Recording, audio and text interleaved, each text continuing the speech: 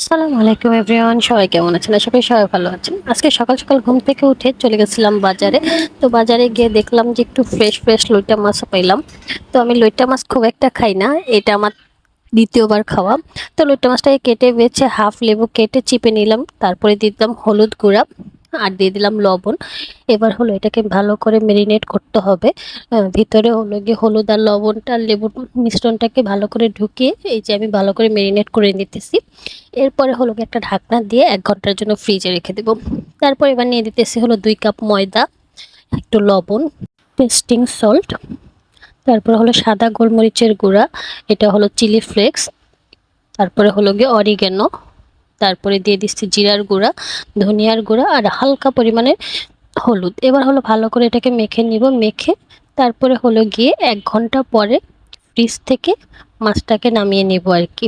এই যে ফ্রিজ 1 ঘন্টা হয়ে গেছে, আমি ফ্রিজ থেকে মাছটাকে নামালাম। নামাই এটার সাথে দিলাম রসুন বাটা, আদা বাটা, সয়া সস আর হলো গিয়ে একটু টমেটো সস। এবার আবার এটাকে একটু ভালো করে মেখে নিব। আমি কিন্তু ফিশ ফ্রাইটা আর কি লইট্টা মাছ ভাজাটা আমার নিজের মতো করে ভাজতেছি।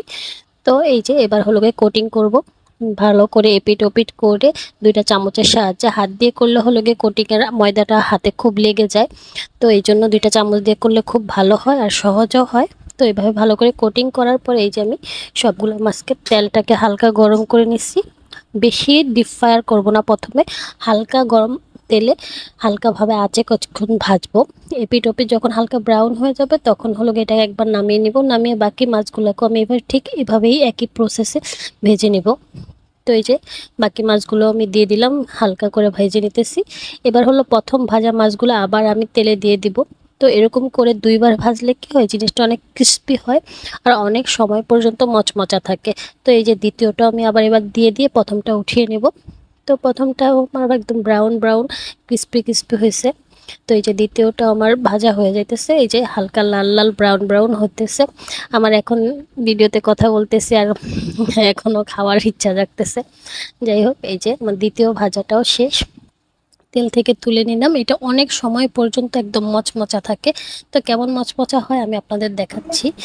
তো এই যে একদম শক্ত শক্ত মচমচা, আর ভিতর তো লোটা মাছ এমনি একটু নরম নরম।